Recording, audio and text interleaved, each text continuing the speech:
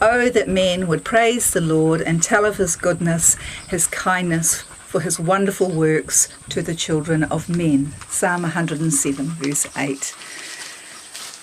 I want you to look at that row of oak trees there, and the maize fields all around. The maize just goes for miles and miles. I don't know if you've ever been in a maize field. Well, it's pretty scary if you don't know your way out.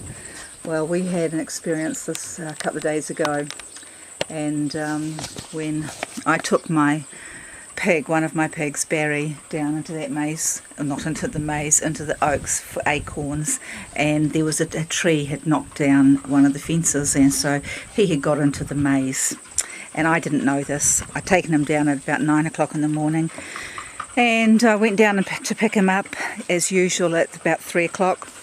And usually I just ring a bell and call out his name, and he comes, but this time he didn't. And so I got worried really quickly, because, I mean, where do you look?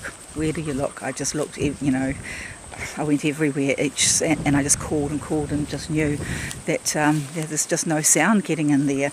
And, you know, no matter how quiet it was, you know, here it's usually very quiet, but just listen, the cicadas, there's, you know, flies, there's always something making a noise. So there was no way I could hear him making a sound or grunting. So it was just awful, and I just hated myself. Just for hours. So look here, okay, can you see them? Here are his little guys. You just got no idea how affectionate. And there's Barry. There's Barry. You can't imagine how happy I was to see that ugly face. And these are some of his little kids. I've just let them out. His mum and the rest of them are down either having a wallow or eating up the oak trees down there. So yeah, there they are. I'll zoom in, you should be able to see them down there. Can you see them? There they are. So we've got 8 little piglets, and lots and lots of maize field. And I was down this way. I went everywhere with the bike, just calling and calling out for him, and nothing. And then when my husband came home at 6 o'clock, you see him in there, he kept wanting to go down and call out for him, and I just said, you're wasting your time. I'd got to the stage, even though I had prayed in faith and prayed like I'd never prayed, and believed that Jesus said, if you tell those mountains to move, they will be removed, you know, and I was believing that, well, but my heart wasn't believing it, even though my mouth was saying all the words. And I prayed that he would part the corn like the Red Sea, and I didn't believe, you know, but it was possible, because I mean, you just look at that corn, it's just acres and acres. And then all I could think of was doing was that I just had to accept what I had done, and I thought, well, I really shouldn't be in this business. And we only got into it, my son-in-law bought a French sausage factory. Not that any of these have gone to be sausages, but that's how we got into pigs, and it's amazing how you get to love them.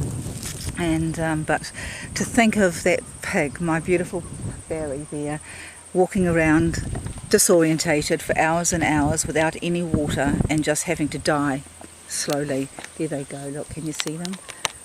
You see the little train of pigs. They are so adorable. That's about the size that Barry and Maud and Shirley were when they actually came here, when I first had them. And I wasn't impressed at all. I thought, oh, they just look like little rats. But yeah, I've got to love those little rats. So yeah, it was amazing night. In the end, I just said to my husband, look, we're just going to have to accept what I've done, and you know, that he's going to die a slow death. And the only thing I could think left that would draw him out there, out of that place, was smells. So I said, let's have a barbecue. We've got a barbecue in my queen house up there, and so we had our barbecue, and even though he just wanted to look and look, I just said, you're just wasting your time. Sit down, have a drink, and we'll have our dinner. And if he comes somehow, if he smells the smells, it'll be just a miracle, and that's all we can do. So yeah, that's what I did. And then we went in to do the dishes afterwards at about 9 o'clock, and I was doing the dishes with a very, very heavy heart, and I'm just imagining how I would sleep, you know, at all during the night. And then I heard the bike, Dennis tooting on the horn of the bike as he came charging around the back of the house, and so I knew it must mean something. So I just ran out, and yes, it meant what I couldn't believe. When he came back to get the grill off the barbecue, there was Barry at the gate.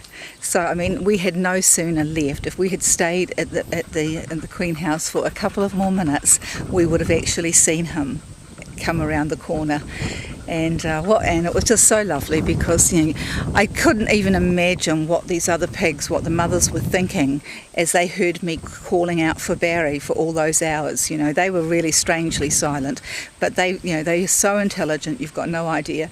And you know, the first thing that Barry did, you know, he just came in that gate there, and he just ran. He just left. Dennis had food with him. He didn't even go for the food, which was amazing. He just ran over to that box over there where the mothers were, and he just went there and grunted just to tell them that he was home. And I mean, even though they were well asleep, they woke up straight away and out they came. You know, there's just such a testimony to the family relationship and the love that these animals have, you know, between each other. So I'm going to let this old boy out now. He can go the other way. Hey, you're going to be a good boy? Are you?